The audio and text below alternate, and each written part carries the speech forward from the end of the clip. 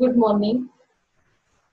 एसडीएमच्या lecture मध्ये आपण methods of closing असेल तो पार्ट मागच्या लेक्चरला पाहिलाय आणि आजच्या लेक्चर आपण रिझन्स बघणार आहोत की अनसक्सेसफुल क्लोजिंग कशामुळे होतं. म्हणजे जे काही सेल्स पर्सन्स आहेत ते जे काही ते जे काही डेमॉन्स्ट्रेशन करतात किंवा प्रेझेंटेशन करतात, त्यानंतर कस्टमरला जेव्हा तुम्हाला काय करायचंय रेडी करायचंय, आपण बऱ्याच मेथड्स त्याच्यासाठी बाईंग साठी रेडी करताना आपण शेवटचा जो डिसिजन असतो तर तो बायरने बाय केलं पाहिजे हे आपलं फायनल गोल असणार आहे. पण तिथे क्लोज कसं करायचं, म्हणजे कशा पद्धतीने त्यांना आपण रेडी करायचं, तर ते सगळ्या मेथड्स आपण स्टडी केल्या.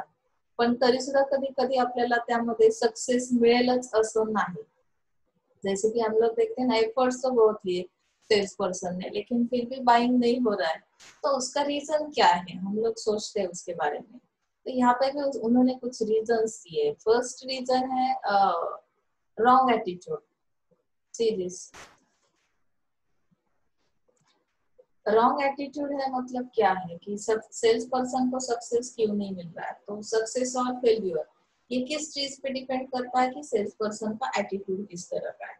एटीट्यूड यानी पॉजिटिव एटीट्यूड अगर है, पॉजिटिव एटीट्यूड से आप क्लोज कर रहे हैं सेल्स को, तो शायद सक्सेसफुली क्लोज हो सकता है selling. And the wrong and negative attitude is more likely to make it unsuccessful. Wrong attitude यानी वो लोग क्या करते हैं, हम लोग भी सोचते हैं ना कभी कभी, बहुत बार हमें गुस्सा भी आता है. इतना सब कुछ दिखाने के बाद अगर कोई कस्टमर कहता है कि कुछ अच्छा नहीं लग रहा आपका प्रोडक्ट, तो फिर पेशेंस बहुत जरूरी रहते हैं ऐसे हालात में, क्योंकि हमें किसी भी तरह से सक्सेस चाहिए इस क्लोजिंग की प्रोसेस में. तो पेशेंस अगर नहीं तो आपका रॉन्ग निगेटिव एटीट्यूड दिखता है. आप गुस्सा करते हो या ये आपके चेहरे से एक्सप्रेशन से कस्टमर को अगर दिखाई दे रहा है तो शायद बुरा भी लग सकता है. तो हमें पेशेंस रखना बहुत जरूरी है. निगेटिव एटीट्यूड नहीं दिखाना है यहाँ पे. द एटीट्यूड और approach of sales person sets the tone of the sales talk. कभी कभी टोन की वजह से भी वो एटीट्यूड दिखाई देता है, निगेटिव एटीट्यूड. हम लोग बहुत रफली हार्डली कुछ वर्ड्स यूज कर रहे हैं तो भी समझ में आता है. टोन में भी, वॉइस में भी अगर आपकी गड़बड़ है, ऊंची आवाज में बात कर रहे हैं, तो भी यहाँ पे निगेटिव एटीट्यूड दिखता है सेल्स पर्सन का. यानी कि इस तरह से क्लोज नहीं करना है, नहीं तो हमें सक्सेस नहीं मिलेगा. Wrong and negative attitude can be worse and even positive remarks or statements of the prospect may be misunderstood and this may easily affect the outcome. तो यहाँ पे पॉजिटिव रिमार्क्स यानी कि आप अगर नहीं भी रेडी हो रहे हैं तो भी मुझे क्लोज करना है, तो हमें क्या करना है, कुछ स्टेटमेंट्स इस तरह के प्रोस्पेक्ट को देने. प्रोस्पेक्ट यानी यहाँ पे कौन है, कस्टमर आपका. तो उसके लिए आपका जो भी स्टेटमेंट है पॉजिटिव आना चाहिए, पॉजिटिव रिमार्क वाला, तो जिसकी वजह से शायद वो 2 दिन के बाद भी रेडी हो सकता है. ऑन द स्पॉट भी नहीं परचेस किया, डिसीजन नहीं लिया, तो भी शायद पॉसिबिलिटीज बढ़ते हैं यहाँ पे. Is that clear. यानी कि अनसक्सेस होने के पीछे पहला रीजन है आपका रॉन्ग एटीट्यूड. सेकेंड थिंग है इनकम्प्लीट प्रिपरेशन और प्रेजेंटेशन. इनकम्प्लीट का मतलब क्या है, प्रिपरेशन नहीं है या प्रेजेंटेशन इनकम्प्लीट है. तो हाफ प्रोसेस मुझे पता है, डेमो में मैं हाफ प्रोसेस तो बिल्कुल सफाई से करती हूँ. आगे की जो प्रोसेस है वो बोलते वक्त भी मुझे कंफ्यूजन है, तो शायद उसमें भी दिक्कत हो सकती है कस्टमर को. Incomplete preparation of presentation can be another factor resulting in unsuccessful close. Some sales people do not prepare their sales talk or presentation well. हे असं कधी होतं बघा. मी तुम्हाला सांगते, तुम्ही आता टीवायला आहात, नेक्स्ट सेमला तुम्ही प्रोजेक्ट बनवणार. प्रोजेक्टचं तुम्हाला प्रिपरेशन प्लस प्रेझेंटेशन या दोन्ही गोष्टी कराव्या लागतात. आता तो प्रोजेक्ट तुम्ही स्वतः तयार केलाय, पण तुम्हाला ऍक्च्युअली जेव्हा क्वेश्चनिंग येईल, एक्सटर्नल एक्झामिनर जेव्हा क्वेश्चन्स विचारतात, तेव्हा मी काय बोलणार आहे याचं मी प्रिपरेशन केलेलं नसतं. प्रिपरेशनची गरज केव्हा पडते, जेव्हा आपल्याला ते अंडरस्टँड झालेलं नसतं. काही मॅटर्स असे असतात की त्यामध्ये तुम्हाला काही तुमचे थॉट्स तुमच्या वर्ड्स मध्ये त्या प्रोजेक्ट रिलेटेड काय करायचे असतात, एक्सप्रेस करायचे असतात आणि नेमकं मी काय बोलणार आहे हेच मला माहिती नसतं आणि मग अचानक क्वेश्चन आला की तेव्हा तुम्ही प्रिपरेशनला माइंड मध्ये सुरुवात करता. मग तो जो काही कम्युनिकेशन मध्ये गॅप येतो, क्वेश्चन येऊन 1-2 मिनिटाचा पिरियड गेलेला आहे आणि त्यानंतर तुम्ही विचार करून बोलायला सुरुवात केली म्हणजे तुम्ही वेल प्रिपेअर नाही आहात, तुम्हाला त्या प्रोजेक्टची माहिती नाही किंवा तो प्रोजेक्ट कॉपी पेस्ट आहे असं आपण काय करू शकतो, इथे गेस करू शकतो. कुठलाही एक्झामिनर असेल तर तो अशाच पद्धतीने गेस करेल. सेम ऍज इट इज इथे काय होतं की इनकम्प्लीट प्रिपरेशन असेल तुमच्या सेल्स पर्सनचं, जो काही प्रोडक्ट तो दाखवणार आहे तर तो प्रेझेंट करताना कस्टमर समोर जेव्हा तो डेमो करेल, प्रेझेंट करेल, इंट्रोडक्शन देईल, त्यावेळी मला नक्की काय बोलायचं आहे हे मला स्टेप बाय स्टेप माहिती असणं गरजेचं आहे. त्याचा विचार, त्याचं प्रिपरेशन मी अगोदरच केलं पाहिजे. अदरवाईज काय होईल की तुम्हाला गडबड होईल किंवा मध्येच तुम्ही थांबाल, मग ते बॅड इम्प्रेशन त्या कस्टमरवर पडेल. त्यामुळे काय होईल की तो बाईंग साठी रेडी होणार नाही. कदाचित यांनाच खूप सारी माहिती नाहीये, म्हणजे हे फेक प्रोडक्ट आहे असं मिसअंडरस्टँडिंग सुद्धा कस्टमरला होऊ शकतं.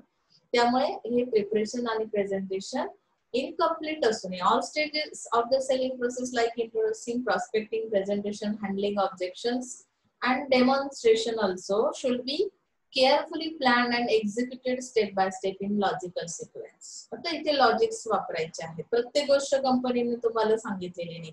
कंपनीने जस्ट तुम्हाला काय केलेलं आहे, ट्रेनिंग प्रोव्हाइड केलेलं आहे की तुमचं कम्युनिकेशन स्किल कसं डेव्हलप करायचंय किंवा कस्टमरच्या कंप्लेंट्स आल्या तर तुम्ही कशा पद्धतीने रिस्पॉन्स देणार आहात. कधी कधी असं होतं की एखादा क्वेश्चन त्यापेक्षा डिफरंट असेल, मग मला माझं लॉजिक डेव्हलप झालेलं असतं.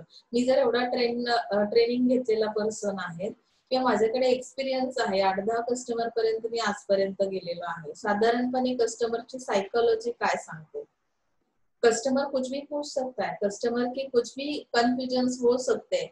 तो इस तरह का अगर क्वेश्चनिंग भी आता है, जब भी मैं क्वेश्चनिंग ऑब्जेक्शंस को हैंडल कर रही हूँ as a sales person, at that time you have to take precautions. कुठल्या टाइपचे प्रिकॉशन्स घ्याव्या लागतील त्यामध्ये की सपोज क्वेश्चन आल्यानंतर सुद्धा इथे तुम्हाला रॉंग ऍटिट्यूड जसं फर्स्ट त्याच्यामध्ये पाहिलं तुम्ही की तो फार स्मूथली तुम्हाला त्यावरचं सोल्युशन सांगायचं आहे. क्वेश्चन कुठल्याही टाइपचं असेल, मला पेशन्स ठेवायचे, तर माझं ऍटिट्यूड हे पॉझिटिव्हच दिसणं गरजेचं आहे. आणि त्या लॉजिकल सिक्वेन्स म्हणजे काय की कस्टमरला आपल्याला काय करायचं आहे की ते प्रूव्ह करून द्यायचं आहे हा प्रोडक्ट कसा बेस्ट आहे तुमच्यासाठी जर परचेस केला तर. अशा पद्धतीचा रोल तुमचा ऍज अ सेल्स पर्सन म्हणून असणार आहे, तेव्हा तुम्हाला आउटकम्स मिळू शकतात. Is that clear? External interruption म्हणजे काय, समटाइम्स डिसकंटिन्युटी और lapse may creep in sales presentation. आता डिसकंटिन्युटी कशामुळे ते, सपोज इमेजिन करा, अगर आप घर में हो, कोई सेल्स पर्सन आता है, वो अपना प्रेजेंटेशन करता है, प्रेजेंटेशन या कम्युनिकेशन जब सेल्स पर्सन और कस्टमर के बीच हो रहा है, ऐसे हालात में आपके घर में गेस्ट आ गए, कोई फ्रेंड आ गया, तो बीच में वो कम्युनिकेशन ब्रेक हो जाता है. तो जो इंटेंशन उनका था, सेल्स पर्सन जिस इंटेंशन से कस्टमर को वो डेमो दिखा रहा है, तो उसमें गैप आने की वजह से क्या हो सकता है, इंटेंशन जा सकता है कस्टमर का भी और सेल्स पर्सन का भी. तो इंटरप्शन की वजह से हमारी डिसकंटिन्यू आती है उसमें, जो भी प्रेजेंटेशन चल रहा है उसमें. तो यहाँ पे हमें क्या करना है,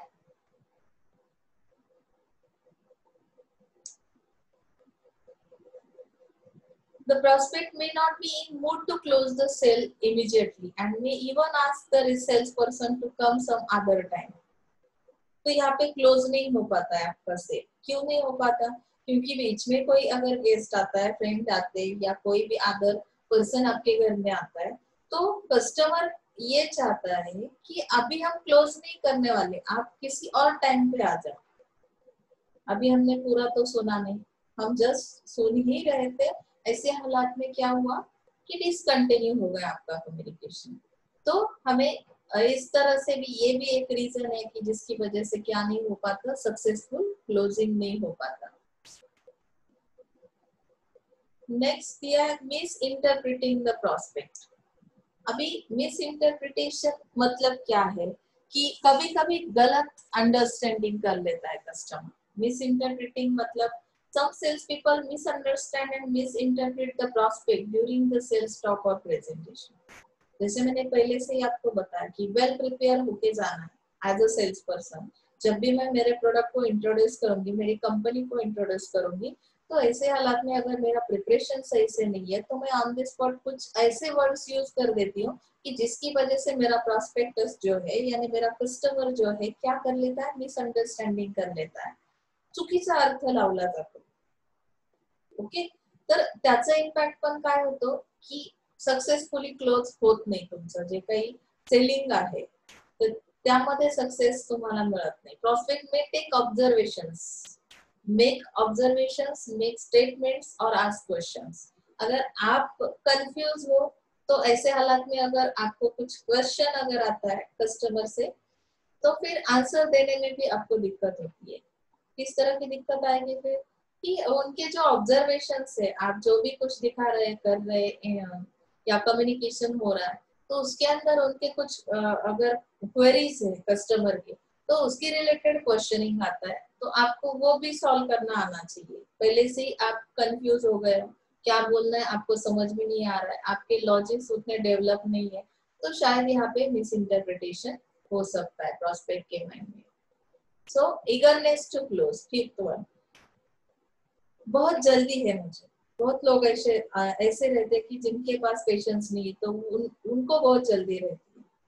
जेट से कंपनी ने जो बताया था, मैंने इंट्रोडक्शन दी, प्रोडक्ट का डेमो दिखाया वगैरह वगैरह और लास्ट में डायरेक्टली पूछा कि क्या आप परचेस करोगे। तो ऐसे हालात में क्या होता है कि हम लोग क्या कर रहे हैं, फोर्सली उनको रेडी कर रहे हैं, कस्टमर के ऊपर फोर्स कर रहे हैं, ऐसा लगता है। तो पेशेंस रखना बहुत जरूरी है।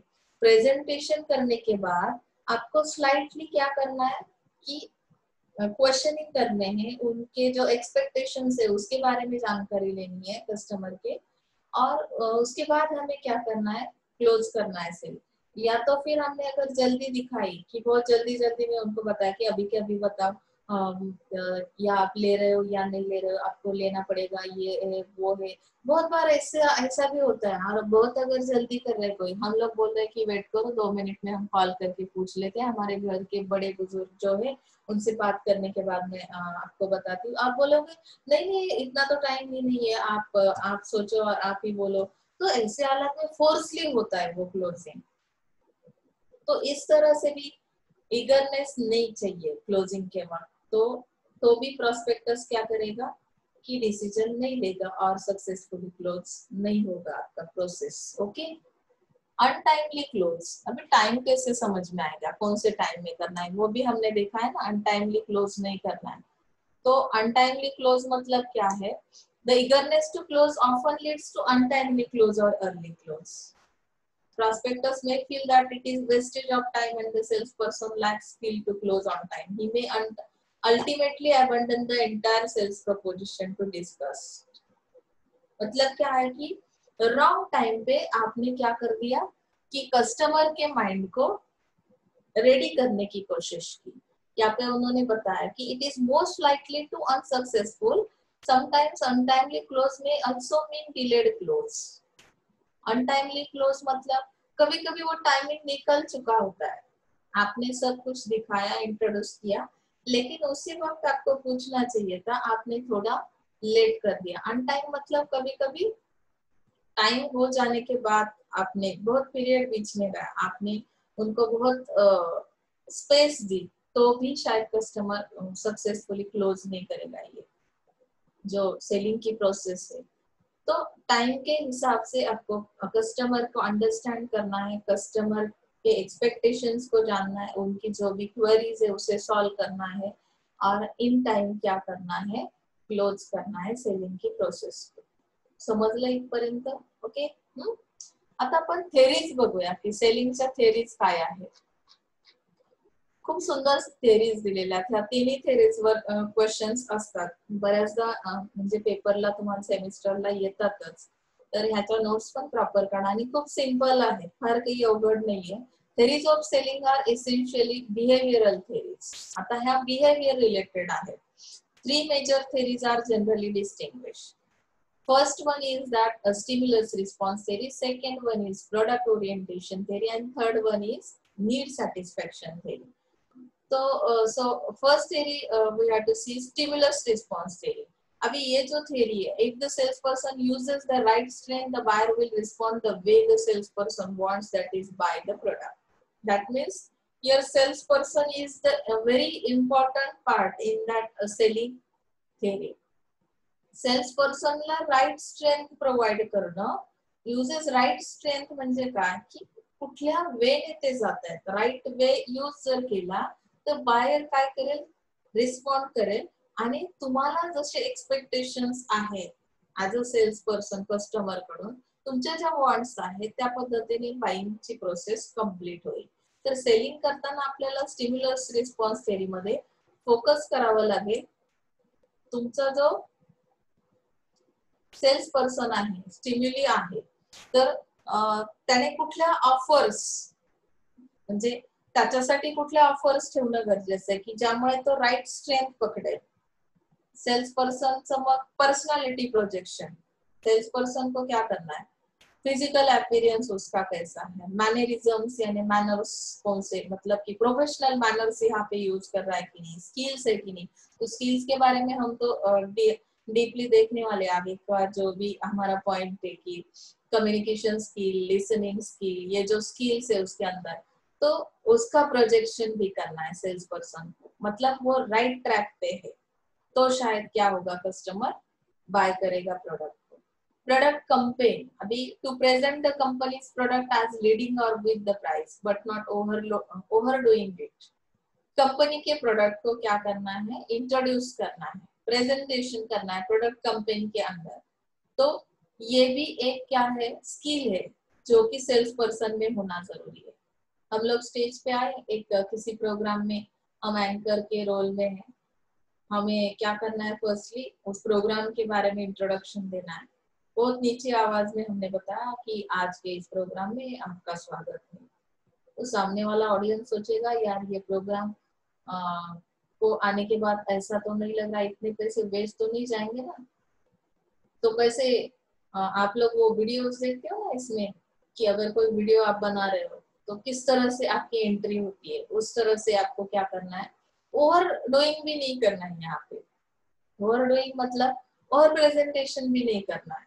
तो यहाँ पे अट्रैक्ट हो सके आपका कस्टमर, इस तरह से आपको वो कैंपेन कंप्लीट करनी है. Competitor killing, to bury the competitors product brand skilfully, यानी कि कॉम्पिटिटर्स के प्रोडक्ट के साथ कंपैरिजन करके आपको क्या करना है, अपने प्रोडक्ट के बारे में, हमारा प्रोडक्ट किस तरह से बेस्ट है वो एक्सप्लेन करना है as a sales person. Price concessions provide करने, यहाँ पे sales people generally do not have much discretion to concessions but some leverage is available with them. तो कंसेशंस की वजह से क्या होगा कि सेल्स पीपल अगर कंसेशंस प्रोवाइड कर रहा है तो यहाँ पे आपका कस्टमर ज्यादा लाइक करता है ऐसे प्रोडक्ट्स को. यहाँ पे प्रेफरेंशियल ट्रीटमेंट देनी है सिलेक्टेड कस्टमर्स को. प्रेफरेंशियल यानी special treatment to customer buying volumes, making timely payment, showing loyalty to company. तो किस तरह के कस्टमर को हमें ट्रीटमेंट प्रोवाइड करनी है, प्रेफरेंशियल ट्रीटमेंट किस कस्टमर के लिए चाहिए.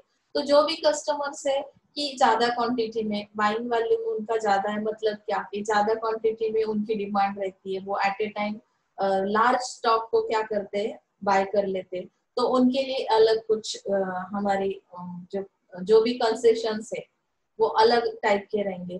टाइमली पेमेंट करने वालों के लिए कुछ अलग हम कंसेशंस रखेंगे.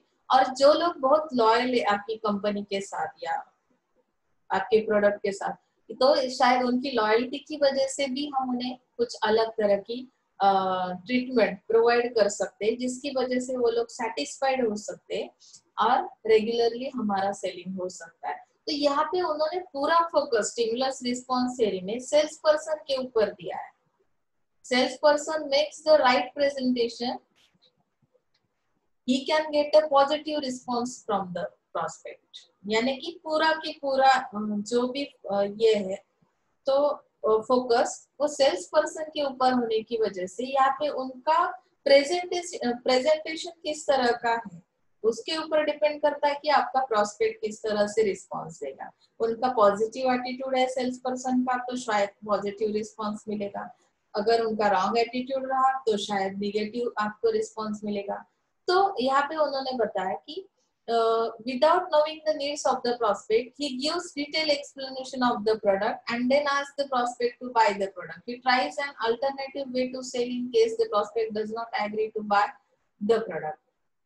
That means यहाँ पे जो सेल्स पर्सन है वो क्या कर रहे हैं कि एक सीरियल उनको पता है कि मुझे कंपनी को इंट्रोड्यूस करना है, प्रोडक्ट को इंट्रोड्यूस करना है, प्रेजेंटेशन करना है, एक्सप्लेन करना है, प्रोडक्ट के डिटेल्स बताने। तो प्रॉस्पेक्ट के बारे में तो यहाँ पे किसी ने सोचा ही नहीं कि प्रॉस्पेक्ट के एक्सपेक्टेशंस क्या है, यानी कस्टमर के एक्सपेक्टेशंस क्या है उस प्रोडक्ट के रिलेटेड। उसके भी कुछ क्वेश्चनिंग हो सकते, उसके भी कुछ प्रॉब्लम्स हो सकते।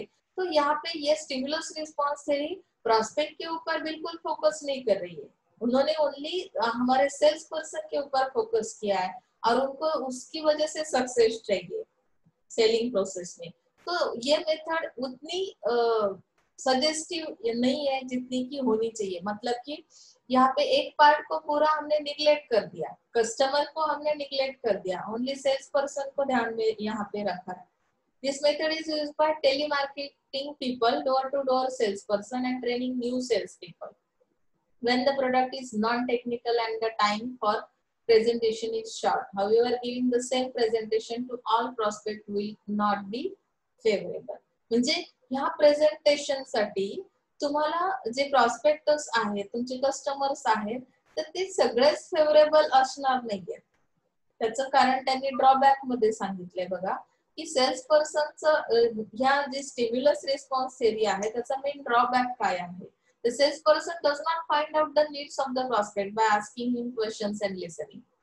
वो कस्टमर का कुछ सुनते ही नहीं है, मतलब कि क्वेश्चंस जो आ रहे हैं उसके बारे में भी हम नहीं सोच रहे सेल्स पर्सन, तो फाइंड आउट नहीं कर पाएंगे कि कस्टमर की नीड्स क्या है।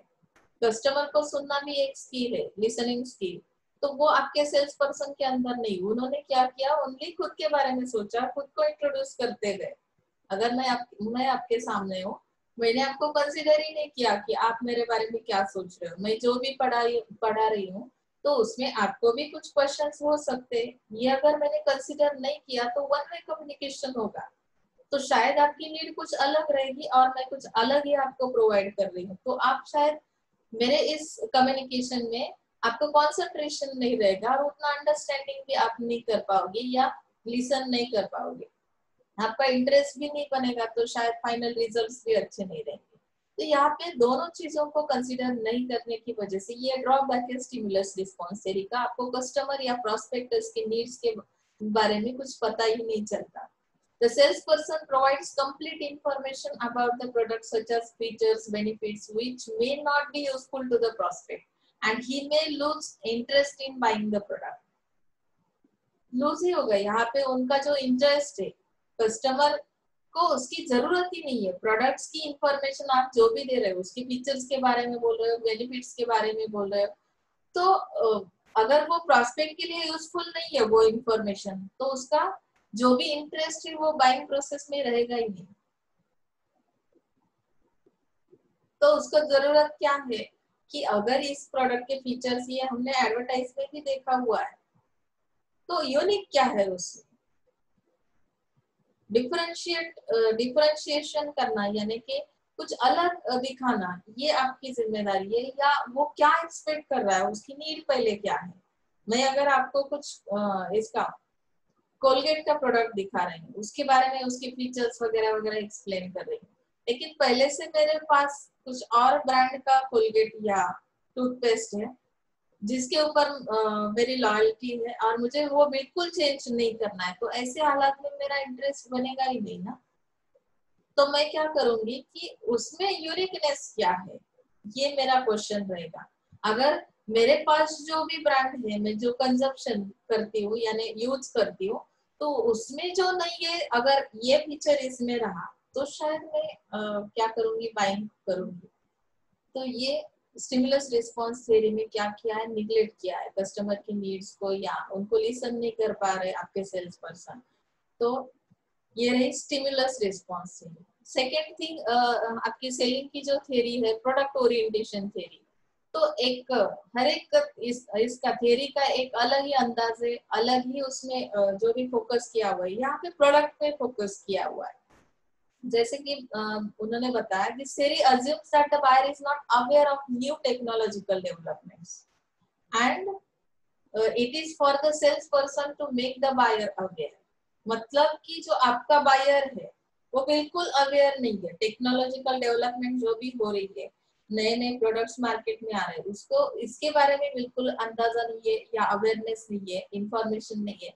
तो सेल्स पर्सन क्या करेंगे कि उनको अवेयरनेस देने का काम करेंगे प्रोडक्ट ओरिएंटेशन थ्योरी के थ्रू। तो यहाँ पे he or she will be able to induce the buyer to buy or use his or her product, and unlike stimulus response theory which should be generally aggressive in style। इथे काय आहे की sales पर्सनच्या फक्त styles त्यांनी stimulus response theory मध्ये सांगितल्या, पण actually product orientation theory मध्ये सेल्स पर्सनचा रोल काय आहे की त्यांनी त्या न्यू टेक्नॉलॉजी बद्दल अवेअरनेस आणणं गरजेचं आहे कस्टमरच्या माइंड मध्ये, आणि त्यांना बाईंगच्या प्रोसेस साठी रेडी करणं गरजेचं आहे। नेक्स्ट,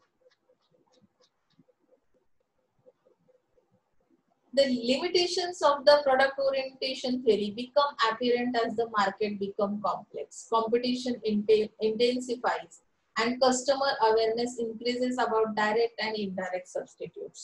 आता इथे प्रोडक्ट ओरिएंटेशन थेअरी काय करते, म्हणजे तिचं लिमिटेशन काय आहे की काही कॉम्प्लेक्शन्स आहेत मार्केट रिलेटेड, जसं की कॉम्पिटिशन समजणं हे खूप गरजेचं आहे।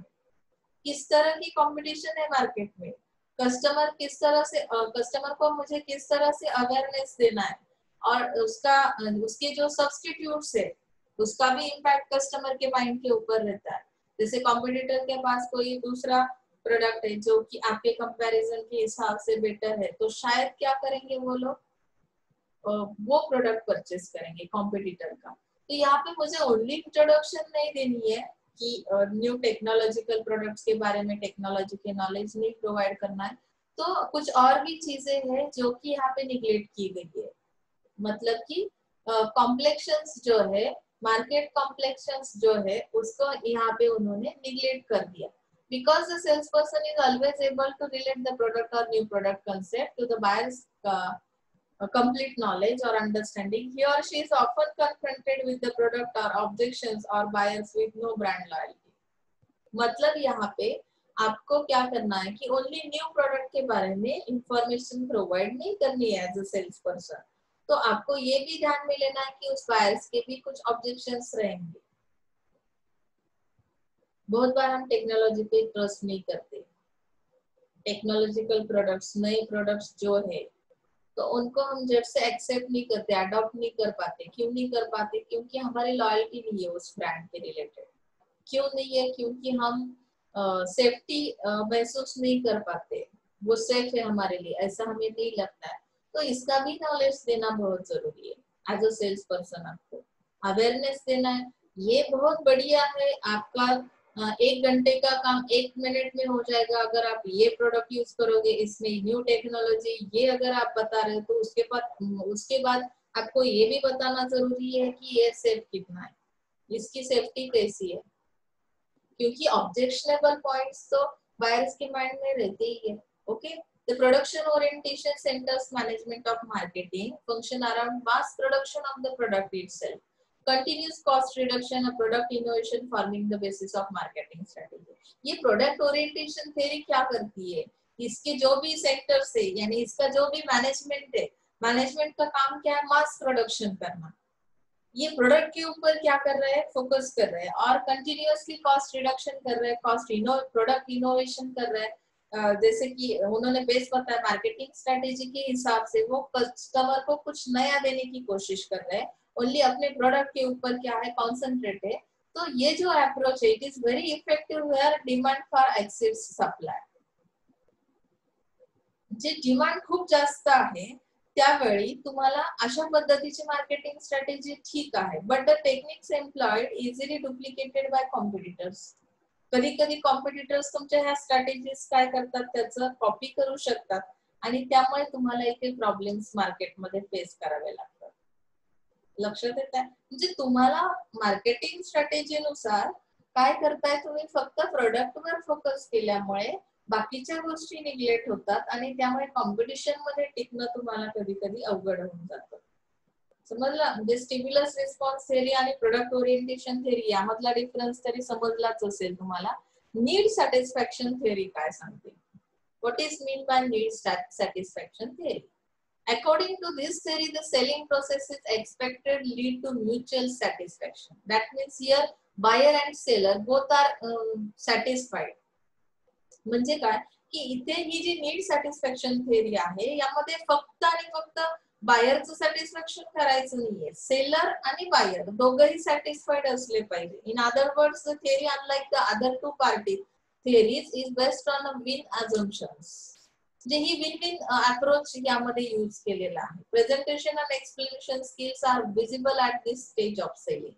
म्हणजे काय की तुम्ही जे काही कराल प्रेझेंटेशन किंवा एक्सप्लेनेशन म्हणजे तुम्ही मार्केटिंग ऍक्टिव्हिटीज ज्या काही सेलिंगच्या ऍक्टिव्हिटीज ज्या काही करणार आहात इथे त्यामध्ये प्रेझेंटेशन असेल अदरवाइज एक्सप्लेनेशन स्किल असेल ते विजिबल असणार आहे. विजिबल म्हणजे काय की फेस टू फेस इथे तुमचं कम्युनिकेशन होईल. Is that clear? This method is challenging and creative form of selling. Creative का आहे? कारण सगळ्या गोष्टी तुमच्या विजिबल आहेत. इथे तुम्हाला जेव्हा सगळ्या गोष्टी विजिबल असतील तुमच्या समोरासमोर दिसणार असतील तेव्हा तुम्हाला इथे क्रिएटिव्ह काहीतरी दाखवावं लागेल. So it is the creative form of selling. Creation creativity म्हणजे काय हे तुम्हाला माहिती आहे कारण आपल्या ह्यावर बऱ्याच वेळेस क्लासमध्ये डिस्कशन झालेलं आहे. तुमच्या ज्या क्रिएटिव्ह आयडियाज आहेत जे आतापर्यंत कोणीच दाखवलेलं नाही असं मी जेव्हा वेगळं काहीतरी देण्याचा प्रयत्न करेन तेव्हा माझ्या बायरचं इंटरेस्ट ऑटोमॅटिक तयार होईल. It is an interactive a sales presentation in which the salesperson starts with understanding the buyer need by asking situational problem identification, problem impact, solution and confirmation questions. म्हणजे इथे काय केलं जाईल की इंटरॅक्शन ह्या दोघांमध्ये असेल बायर आणि सेलर नीड सॅटिस्फॅक्शन थेअरी मध्ये. त्यामध्ये जी काही नीड आहे त्याच्याशी रिलेटेड काही क्वेश्चनिंग असतील म्हणजे एक्झॅक्टली प्रॉब्लेम काय आहे तो आयडेंटिफाय करता आला पाहिजे. मेरा जो भी कस्टमर है, मेरा जो भी बायर है तो उसकी प्रॉब्लम्स क्या है एज पर सिचुएशन में क्या करूंगी कि वो आइडेंटिफाई करने की कोशिश करूंगी कि उनके दिमाग में क्या चल रहा है. जब मैं प्रेजेंटेशन कर रही हूँ तो एज अ सेल्स पर्सन मेरा ये रोल है, मेरी ये रिस्पॉन्सिबिलिटी है कि नीड फाइंड आउट करना एज पर सिचुएशन, प्रॉब्लम का इम्पैक्ट क्या हो रहा है उसके ऊपर सॉल्यूशंस क्या है और कंफर्मेशन मुझे लेनी है क्वेश्चंस रिलेटेड. उसके बाद मुझे अंडरस्टैंड हो सकती है नीड्स और उनके प्रॉब्लम्स. तो फिर मुझे सेटिस्फाई किस तरह से करना है वो भी हम देखते हैं. The salesperson gives a written proposal to show how a product or service can solve buyer's problem and better than a competitor. This is done in the following ways. अभी ये नीड सेटिस्फेक्शन थ्योरी तो बहुत बढ़िया है. जो भी हमने पहले दो थ्योरीज स्टडी किए उसके अलावा इसमें क्या है कि रिटर्न प्रपोजल है. इसमें प्रूफ है आपके हाथ में. कंपनी या सेल्स पीपल कंपनी के थ्रू क्या करने वाले कि रिटर्न प्रपोजल्स दिखा देने वाले, शो करने वाले उसका कि आपकी जो सर्विस है आपके जो प्रोडक्ट्स है वो बायर के लिए कितने बेनिफिशियल है as compare to your competitors. और ये हम सब प्रपोजल किस तरह से शो करेंगे रिटर्न प्रपोजल. तो हम उसमें जो भी कैरेक्टरिस्टिक है प्रोडक्ट के या सर्विस के अंदर तो उसके फीचर्स दिखाएंगे. जैसे कि एडवांटेज हम लोग बोलते हैं ना, sales person describes how the features can help और give advantage to the prospect. Second one benefit, salesman describe how the feature or advantage make the details clear that they expressed by the prospect. जो भी कुछ हमने features सीखा है, जो भी presentation के दौरान हमने एक्सप्लेन किया, कम्युनिकेट किया, हमारा इंटरेक्शन हुआ, उसके बाद हमें क्या बताना है कि उसके एडवांटेज बताने हैं कि प्रोस्पेक्ट के लिए इसका क्या मेन एडवांटेज है. प्रोस्पेक्टस यानी कौन? आपका कस्टमर. उसके बेनिफिट्स क्या है, किस तरह से ये आपको बेनिफिट्स प्रोवाइड करेगा. This method is mostly accepted by the prospects as it focuses on customers unlike stimulus response theory. Stimulus response theory पे क्या किया उन्होंने, ओनली सेल्स पीपल्स पे फोकस किया, उनकी पर्सनालिटी किस तरह की होनी चाहिए, किस तरह से उन्होंने एक्सप्रेस करना है खुद को, खुद की कंपनी को। लेकिन ये नीड सेटिस्फेक्शन थ्योरी क्या कर रही है कि प्रोस्पेक्टस के बारे में, उनकी नीड्स के बारे में, उनकी प्रॉब्लम्स को आइडेंटिफाई करती है और उसके बाद हम लोग क्या करेंगे कि हमारा जो भी प्रपोजल है, रिटर्न प्रपोजल, उसके अंदर हमें क्या करना है कि कस्टमर की लॉयल्टी लेनी है, यानी कि कस्टमर को ट्रस्ट करना जरूरी है आपके प्रोडक्ट के ऊपर। तो इसके लिए हमने कुछ फीचर्स दिखाए उस प्रोडक्ट के रिलेटेड, एडवांटेज बताए, बेनिफिट्स बताए और फिर हमने क्या कर दिया, उस प्रोडक्ट को सेल कर दिया। दैट मीन्स यहाँ पे हमने बायर और सेलर दोनों को फुलफिल करने की कोशिश की है, सेटिस्फाई करने की कोशिश की है। Okay, now see the selling skills. First one is the communication skill. कोई भी चीज मुझे सेल करनी है, अभी मेरे पास जो भी है, मैं जिस कंपनी के थ्रू मार्केट में सेलिंग करती हूँ, तो मेरे पास वो स्किल होना बहुत जरूरी है, वो एबिलिटी कम्युनिकेशन की होना बहुत जरूरी है, because it is the basic requirement in every form of business. कौन सा भी बिजनेस क्यों ना हो, तो उसमें कम्युनिकेशन तो होना ही है सेलिंग के दौरान। यानी उन्होंने बताया in order to have successful sales, the sales people should communicate on regular basis with the customers, intermediaries also. Only customers के साथ ही सेल्स पीपल को कम्युनिकेट नहीं करना है, तो उनको अपने इंटरमीडियरीज जो है, जिनके थ्रू हम लोग क्या करते हैं, सेलिंग करते हैं, तो जैसे रिटेलर्स है, उसमें डिस्ट्रीब्यूटर्स है, कस्टमर्स है, तो इन सारे लोगों के साथ कम्युनिकेशन करना है। तो मेरे पास वो स्किल होना, वो एबिलिटी होना बहुत जरूरी है as a sales person. Communication with the customer is the most important. Customer सोबत जे कम्युनिकेशन आहे ते इम्पॉर्टंट का आहे, कारण तो फायनल कस्टमर आहे, बाय करणारा जो असणार आहे। कारण माझं जे काही प्रोडक्ट आहे ते फायनल कस्टमर पर्यंत जर मला पाठवायचं असेल, सेलिंग करायचं असेल, तर माझं कम्युनिकेशन तेवढं इफेक्टिव्ह असणं खूप गरजेचं आहे। तर मग ती कम्युनिकेशनची प्रोसेस कशी असेल, तुम्ही कम्युनिकेशन करायचं म्हणजे तुम्ही कंटिन्युअसली काहीतरी बोलत राहणं, एवढं यालाच आपण कम्युनिकेशन म्हणतो का? नाही, त्यामध्ये काय नॉलेज तुम्ही प्रोव्हाइड करणार आहात, तुमच्या कम्युनिकेशनचा इफेक्ट कसा होतो, त्याचा इम्पॅक्ट काय होतो कस्टमरवर, कस्टमर कशा पद्धतीने अंडरस्टँड करतो तुम्हाला, किंवा तुम्ही जी काही इन्फॉर्मेशन प्रोव्हाइड केली त्याबद्दल त्याचा अंडरस्टँडिंग कितपत होणार आहे। बहुत बार हम बहुत कुछ बोल लेते हैं, फाइनली वो सामने वाला पर्सन बोलता है कि आखिरकार आपको क्या बोलना था, इसका मतलब जो भी कम्युनिकेशन आपने किया सही से नहीं हुआ है, आपके पास वो स्किल नहीं है, जो चीज आपको बतानी थी, जो ऑब्जेक्ट आपको अचीव करने थे, वो यहाँ पे पॉसिबल नहीं हो रहा है। तो इसका मीनिंग है कि आपको कम्युनिकेशन स्किल को डेवलप करने की जरूरत है। Is that clear? So let's C communication process.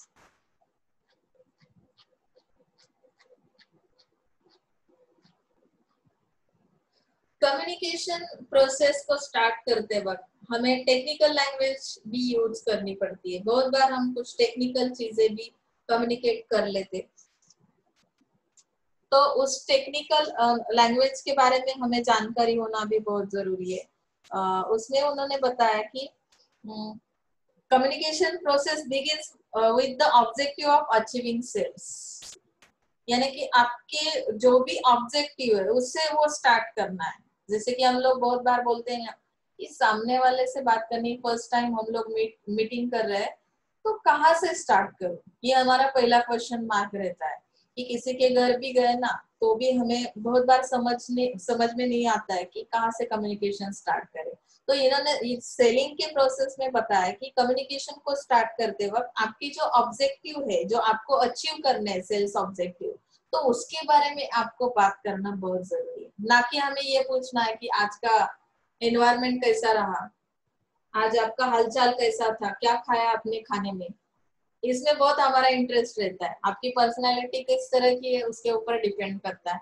हम एज अ सेल्स पर्सन अगर जॉब पे जा रहे हैं, तो हमें ये नहीं बोलना चाहिए कि हमारा रोल क्या है, हमारा कम्युनिकेशन किस तरह का होना है। अगर आप फ्रेंड से मिल रहे हैं तो ऐसी बातें तो जनरल कॉमन है या नॉर्मल है, लेकिन आपको कस्टमर के साथ जब भी बात करनी है तो ऑब्जेक्टिव के बारे में सोचना, वहां से स्टार्ट करना प्रोसेस कम्युनिकेशन की बहुत जरूरी है।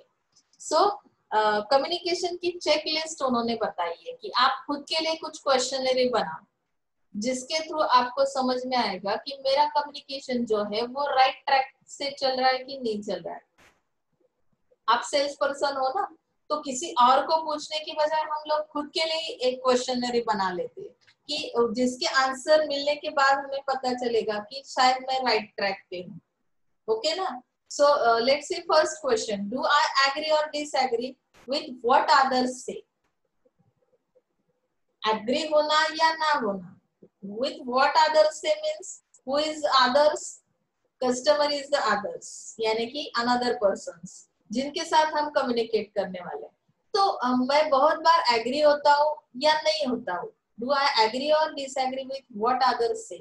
जो भी कस्टमर बोलेगा उसके साथ मैं एग्री हूँ या डिसएग्री हूँ, इसके बारे में मुझे सोचना पड़ेगा। फिर सेकेंड क्वेश्चन आता है, is any of my behaviour will अनॉय people? मतलब यहाँ पे आपका कोई भी बिहेवियर ऐसा आहे की जिसकी वजह से कस्टमर को दिक्कत है, त्रास होतो कस्टमरला कधी कधी। बघा काही लोकांचा आवाज, काही लोकांची जी बोलण्याची पद्धत असते, तर एक दोन सेंटेन्स ऐकल्यानंतरच असं वाटतं की बस पुरे, पुढे नको आता। मग हे असं कशामुळे होत असेल?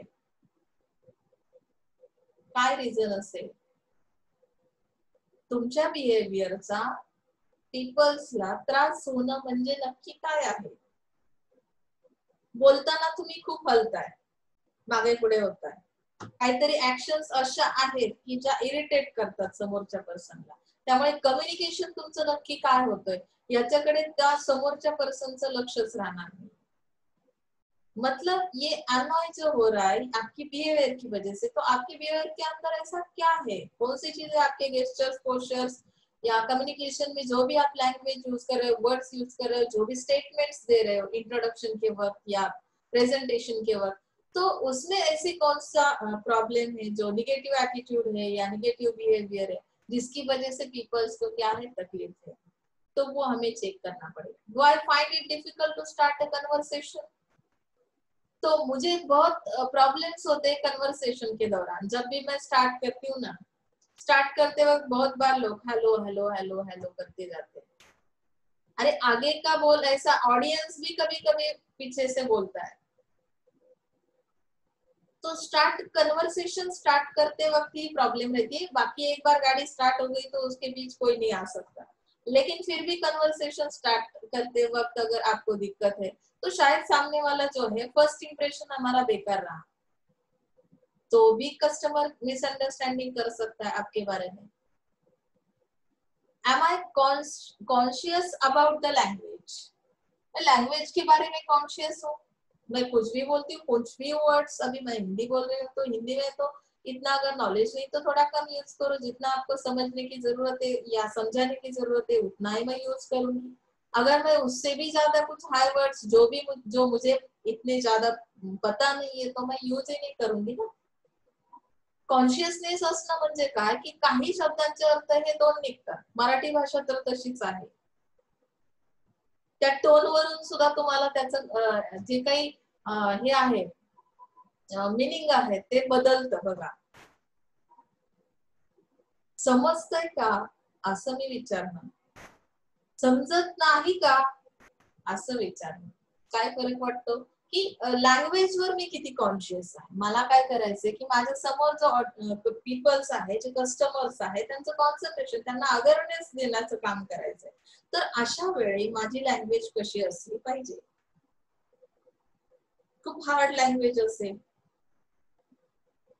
फार अडकत अडकत बोलत असाल, मध्ये ब्रेक ब्रेक ब्रेक येत असतील, लवकर पुढचा वर्ड सुचत नसेल, तरी सुद्धा तुमच्याकडे नॉलेज नाही असा समोरचा माणूस लगेच झटकन ओळखतो। म्हणून इथे कॉन्शियसनेस बघायचं, म्हणजे कम्युनिकेशन प्रॉपर होतंय का, कारण लँग्वेज शिवाय तर कम्युनिकेशन होणार नाही। कुठली तरी एक लँग्वेज परफेक्ट येणं फार गरजेचं आहे कम्युनिकेशन करताना। तुम्ही म्हणाल कुठली मॅडम, मग कुठलीही चालेल, पण ती समोरच्याला अवगत असली पाहिजे, त्याला समजली पाहिजे, एवढं तरच कम्युनिकेशन होणार आहे। वन वे कम्युनिकेशन नाही करायचंय आपल्याला, आपल्याला यातून आउटकम्स मिळणं गरजेचं आहे. आपल्याला सेलिंगच्या प्रोसेस बघतोय आणि सेलिंगच्या प्रोसेस मध्ये स्किल्स बघतोय आपण की कुठले स्किल्स आपल्यामध्ये असले पाहिजे सेल करताना. So do I respect other people's time and interest. Customer को मुझे सेल करना है, कस्टमर के बारे में सोचना है, उसका उसके इंटरेस्ट के बारे में सोचना है. उसका इंटरेस्ट क्या है कि मैं अगर संडे को फ्री रहती हूँ, पीपल्स टाइम एंड इंटरेस्ट मतलब क्या है कि कोई भी चीज अगर मुझे देखनी है, उसके बारे में सुनना है, नॉलेज लेना है, तो मेरे पास वीक में एक ही दिन रहता है जब मुझे हॉलीडे रहता है. संडे को मैं फ्री रहती हूँ. अगर संडे को कोई सेल्स पीपल भी आता है तो शायद पॉसिबल है कि मैं उसको 10-5 मिनट दे सकती हूँ, उसका कम्युनिकेशन सुन सकती हूँ. लेकिन आप कैसे हो सेल्स पर्सन कि आप सामने वाले का इंटरेस्ट भी नहीं देख रहे कि उसका मूड नहीं है अभी सुनने का, वो बोल रहा है कि कल आ जाओ भैया. तो हम बोलते नहीं नहीं अभी थोड़ा 5 मिनट तो सुन लो, 10 मिनट तो सुन लो. आपने उसके इंटरेस्ट के बारे में तो सोचा ही नहीं. उसका टाइम भी अभी वो ऑफिस के लिए जा रहा है, तो आपको ये भी देखना जरूरी है कि उसका टाइम जो प्रायोरिटी है, फर्स्ट प्रायोरिटी उसे काम पे जाना है, तो उसका भी ख्याल आपको रखना है, रिस्पेक्ट करना है कस्टमर के टाइम और इंटरेस्ट को. तो उसके बाद शायद वो क्या कर सकता है, आपकी बात सुन सकता है या आपको रिस्पॉन्स पॉजिटिव दे सकता है. Is that clear? तो कम्युनिकेशन प्रॉपर होगा, अदरवाइज आपको रिस्पॉन्स भी नहीं मिलेगा और कम्युनिकेशन भी प्रॉपर नहीं होगा. लिसनिंग स्किल भी होना बहुत जरूरी है. अभी जैसे आप लोग मुझे सुन रहे हैं, गुड लिसनिंग स्किल ये इफेक्टिव कम्युनिकेशन का एक पार्ट है. कम्युनिकेशन तभी होता है जब सामने वाला क्या कर रहा है, आपको लिसन कर रहा है. अभी आप सुन रहे हो ऐसा मैंने तो इमेजिन कर लिया है, तो इसकी वजह से हमारा कम्युनिकेशन प्रॉपर हो रहा है कि मैडम क्या बता रहे हैं कि सेलिंग करना है तो सेलिंग के अंदर हमें क्या क्या करना पड़ेगा. पेशेंस बहुत रखने पड़ेंगे. अबे मैडम थोड़ा ज्यादा ही लेते, तो आपके पेशेंस है, इसके लिए आप लोग हर रोज मेरा लेक्चर थोड़ा ज्यादा ही सुनते हो. पेशेंस है आपके अंदर, ओके ना. आप गुड स्टूडेंट्स हो, मार्केटिंग के स्टूडेंट्स है, तो मार्केटिंग के बारे में जानना उनको अच्छा लगता है, तो इसके लिए मैं भी थोड़ा ज्यादा लेती हूँ. आपके जो स्पेशलाइजेशन के सब्जेक्ट है उसके ऊपर मुझे फोकस करने में मुझे भी मजा आता है, क्योंकि आप लोगों का इंटरेस्ट उसमें है. इसके लिए हम लोग थोड़ा टाइम ज्यादा देते हैं. आपके पेशेंस को देखने के बाद में कम्युनिकेशन थोड़ा ज्यादा कर लेती हूँ. वैसे ही यहाँ पे लिसनिंग स्किल में आपको पेशेंस रखने की बहुत जरूरी है. और उन्होंने बताया it is found that people often mix sequence and content of communication where care needs to be taken, listening process to be followed as under. तो लिसनिंग करना ये अगर एक स्किल है, पेशेंस रखना भी उसमें उसके अंदर आता है. तो उन्होंने बताया कि ये जो लिसनिंग की भी प्रोसेस है उसके लिए भी उन्होंने कुछ स्टेप्स दिए प्रोसेस के अंदर. फर्स्ट है attention. This is the first step in which the customer initiates to react to sales person talk after offer, presentation, etc. And the salesperson makes a note of it or pays attention it. इस चीज पे ध्यान देना है कि customer को awareness आने के लिए उनका अटेंशन लाना बहुत जरूरी है. अटेंशन आया ऐसा हम कब समझते हैं, मैंने जितना भी बताया आपको, उसके बाद मैंने कुछ ऑफर्स दिए आपको, उसके बारे में इंट्रोडक्शन दी, प्रेजेंटेशन दिखा, तो आपने वो क्या किया कि मुझे उसके बाद कुछ क्वेश्चंस पूछे, क्वेरीज पूछे, आपके प्रॉब्लम्स पूछे, तो शायद आपका अटेंशन था, इसकी वजह से आपको कुछ क्वेश्चंस आपके दिमाग में आए. ओके ना. अगर आपका अटेंशन नहीं रहता है, मैंने अभी इतना पढ़ा है आपको सेलिंग स्किल्स वगैरह, आपको जितना भी पढ़ा है उसके बाद एक क्वेश्चन पूछा, तो बहुत बार लोग इधर उधर देखते हैं. क्यों? क्योंकि आपने सुना ही नहीं, लिसनिंग स्किल आपके अंदर नहीं है. तो आपका अटेंशन नहीं रहेगा, अटेंशन नहीं रहेगा तो कुछ क्वेश्चन ही नहीं आएगा, क्वेश्चन के आंसर भी नहीं आएंगे. उसके बाद आपका लिसनिंग स्किल में प्रोसेस में आता है इंटरप्रिटेशन करना. तो इंटरप्रिटेशन करना मतलब उसका मीनिंग अंडरस्टैंड करना. मतलब it involves assigning the meaning to what the customer said. It tries understand what is told by the customer. Customer जो भी क्वेश्चंस पूछेंगे ना अटेंशन आने के बाद, उसके बाद मुझे क्या करना है, अंडरस्टैंड करना है कि कस्टमर के दिमाग में क्या चल रहा है. ओके. उसके बाद उन्होंने बताया कि competence level of the seller. See next page. Not competence, remembrance. It means storing the message or contents for the follow use or reference by both the salesperson and the customer. जितने सारे questions उसके answers वो आपने note down किए, जो message आया वो store कर लिया, मतलब फॉलो अप के लिए आपने स्टोर किया कि कस्टमर ने कौन से क्वेश्चंस पूछे। उसके बाद मैंने इवैल्यूएशन किया। In this sales person evaluates the overall perception of the customers. Customer को जो भी बात समझ में आई है, परसेप्शंस उसके जो भी बने हैं, तो उसे मैंने क्या कर दिया कि इवैल्यूएशन उसका कर लिया। क्वेरीज, ओपिनियंस, इंटरेस्ट, उसका इंटरेस्ट कौन सी चीज में ज्यादा था, बढ़िया फीचर्स में था, प्राइस में था, वो प्राइस कॉन्शियस है या कुछ और है, तो उसके रिलेटेड मैंने उसका इंटरेस्ट भी क्या कर दिया, इवैल्यूएशन कर लिया कि ज्यादातर इंटरेस्ट कौन सी चीज में है, क्वेरी कौन सी आई थी, उसे सॉल्व भी करना है। Response after listening to the customers, the salesperson respond expressing his opinion, making an offer or accepting the company's price, conveying the date and the plan for detailed sales. So response किस तरह से होना चाहिए sales person का? अगर customer ने आपका listen किया, आपकी प्रोसेस कंप्लीट हो रही है, तो उसके बाद सेल्स पर्सन किस तरह से रिस्पॉन्स देगा कि उसे एक्सप्रेस करना है।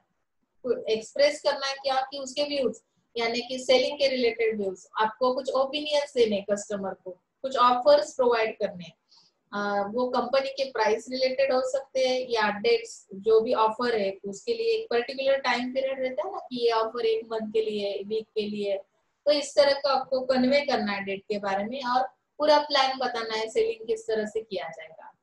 आज अगर आपने ऑर्डर किया तो कितने दिन के अंदर डिलीवरी की जाएगी। तो इस तरह से हमें वो सेलिंग के जो स्किल्स है वो डेवलप करने, लिसनिंग स्किल हमने अभी देखा। उसके बाद उन्होंने टाइप्स ऑफ लिसनिंग बताया। कंटेंट लिसनिंग, अभी कंटेंट लिसनिंग में क्या है देखो, this is the most passive without any reaction और feedback. The salesperson makes a communication to the potential customer. The listener receives the information conveyed to him and makes a note of the content. अभी passive reactions और feedback जो है, sales person को क्या करना है कि इस तरह का फीडबैक लेना है कि लिसनर ने जो भी रिसीव किया, इंफॉर्मेशन कन्वे की, तो उसके कंटेंट्स लिख कर रखने की। मैंने आज कौन से पॉइंट्स लिए एसडीएम के अंदर, अब आज जितना भी मैंने आपको पढ़ा, तो वो मेरा फीडबैक है, मेरे पास उसका फीडबैक है कि मैंने इतने सारे कंटेंट्स लिए, उसका नोट डाउन है या उसका रिकॉर्डिंग है। He does not react immediately as he is not interested in the message. Example, listening to salesman who comes at the door for selling a vacuum cleaner. Content listening मतलब क्या है देखो, note down तो हुआ यहाँ पे, लेकिन मेरा इंटरेस्ट कुछ भी नहीं है। Listening to salesman who comes at the door for selling a vacuum cleaner, ये वैक्यूम क्लीनर के बारे में उसने जितनी भी कंटेंट्स बताई या शॉर्ट नोट्स बताए, वो मैंने लिसन किया, नोट डाउन किया, लेकिन मैंने कुछ भी रिस्पॉन्स, इंटरेस्ट मेरा उस मैसेज में था नहीं। एम्पैथेटिक लिसनिंग में क्या किया जाता है, listener may or may not be interested in the content but shows the salesperson that he is not interested. As a result, the salesperson does not proceed with the process further. Empathetic में क्या किया जाता है कि आप repeat मत करो, जो भी सुना है उसके अंदर, कंटेंट के अंदर हमें कुछ इंटरेस्ट नहीं है, ऐसा वो लोग कस्टमर्स बताते। और ये जो प्रोसेस आपने की है वो रिपीट अगेन करने की जरूरत नहीं है। एम्पैथेटिक लिसनिंग, कंटेंट लिसनिंग में ओनली आप ऐसे करते हो। हाँ समझ में आया, हाँ समझ में आ रहा है। वैक्यूम क्लीनर किस तरह का, उसके फीचर्स बता रहा है, ओनली आप क्या कर रहे हैं, इधर उधर सर हिला रहे हैं, ओके ना। एम्पैथेटिक में आपने डायरेक्ट क्या किया कि एक ही बार बताओ, अभी बताने की जरूरत नहीं, समझ में आ गया, ओके। क्रिटिकल लिसनिंग में क्या होता है कि it is most active listening. Listener takes interest in understanding and evaluating the speaker's message and its implication for him. म्हणजे काय की इथे लिसनर जो आहे तो ऍक्टिव्ह असणार आहे। कस्टमर काय करेल, तो मेसेज अंडरस्टँड करेल, इव्हॅल्युएशन करेल। तो स्पीकर म्हणजे कोण, सेल्स पर्सन ने जे काही तुम्हाला इन्फॉर्मेशन दिली तो अंडरस्टँड करून त्याचं इव्हॅल्युएशन करेल आणि त्यानंतर काय करेल की इथे इंटरॅक्शन दोन्ही पार्टीज मध्ये होईल, म्हणजे तुमचं स्पीकर आणि लिसनर, म्हणजे तुमचं सेल्स पर्सन आणि customer. Sales presentation for industrial products, customer durables, FMCG products involve critical listening. Critical listening म्हणजे काय की यामध्ये दोघंही इन्वॉल्व असतील आणि दोघांचं इंटरेक्शन होईल म्हणजे इंटरेक्शन के दौरान यहाँ पे दोनों में क्या हो सकता है कम्युनिकेशन हो सकता है लिसनिंग तो हो ही रहा है ट्रस्ट बिल्डिंग स्किल्स मध्ये काय होईल salesperson should develop special skills to build trust between them and customers म्हणजे तुमचं हेही टाइप्स ऑफ लिसनिंग मध्ये काय सांगितलंय की ज्यावेळी तुम्हाला समोरचा लिसन करतो त्यावेळी त्याच्या माइंड मध्ये तुमच्याबद्दल विश्वास तयार करणं टू बिल्ड अ ट्रस्ट अशा पद्धतीचं कम्युनिकेशन तुम्हाला करावं लागेल तेव्हा ती लिसनिंगची प्रोसेस कशी होईल बेनिफिशियल असेल कारण की त्यामध्ये तुम्ही ट्रस्ट तयार केला development of trust between buyer and seller mostly depends on the following factors आता ट्रस्ट कसा येतो बायर आणि सेलर मध्ये ट्रस्ट बिल्डिंग स्किल्स जे आहेत ते कुठल्या फॅक्टर्स वर डिपेंड करतात बघा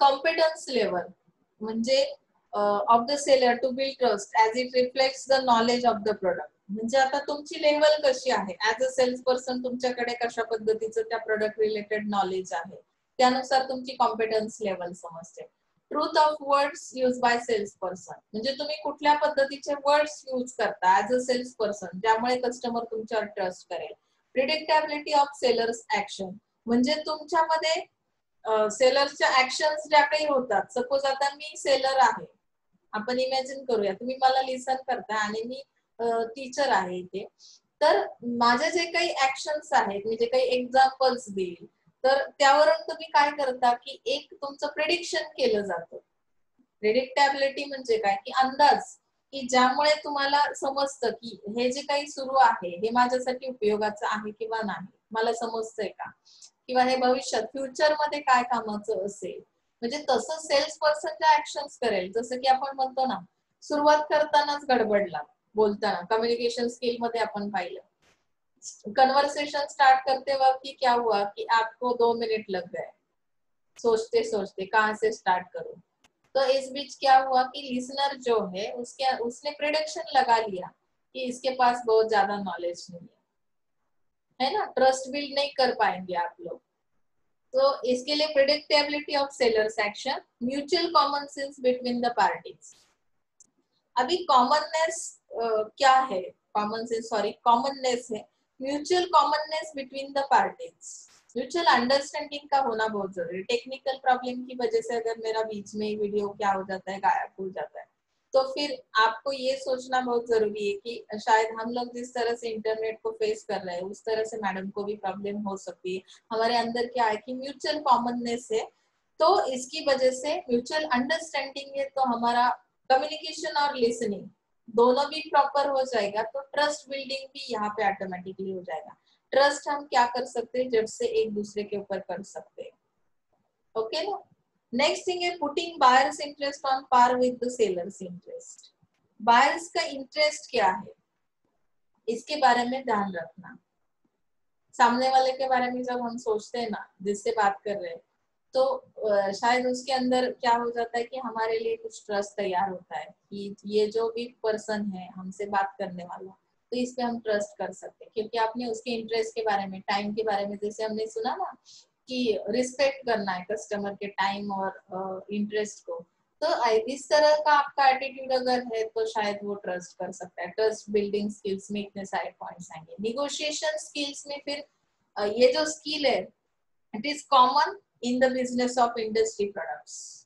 निगोशिएशन जे ज्याला आपण काय म्हणतो की वाटाघाटी मराठीमध्ये त्याला वाटाघाटी म्हणतात म्हणजे काय तर निगोशिएशन हे ग्लोबल लेवलला किंवा नॅशनल लेवलला सुद्धा केलं जातं during negotiation of business and use of particular strategy success depends on the skills of the members negotiation हे सुद्धा एक स्किल आहे बघा सगळ्यांमध्ये असत नाही ते निगोशिएशन करून मी एखादी गोष्ट घेणं मला त्यामध्ये फार आनंद मिळतो की मी निगोशिएट चांगल्या पद्धतीने करू शकतो म्हणजे माझ्याकडे काही स्किल्स आहेत जे की काही त्याचं डिपेंड कशावर आहे की तुमच्यामध्ये कम्युनिकेशन स्किल कसं आहे तुम्ही कशा पद्धतीने समोरच्याला हे करता, तुमचा अप्रोच कसा आहे, त्यानुसार ते निगोशिएशन केलं जातं. It involve some skills and strategies. आता निगोशिएशन स्किल्स मध्ये जसं कम्युनिकेशन स्किल, लिसनिंग स्किल, ह्या सगळ्या पार्ट्स इथे. प्रॉब्लेम सॉल्विंग स्किल कशा पद्धतीचं असेल बघा.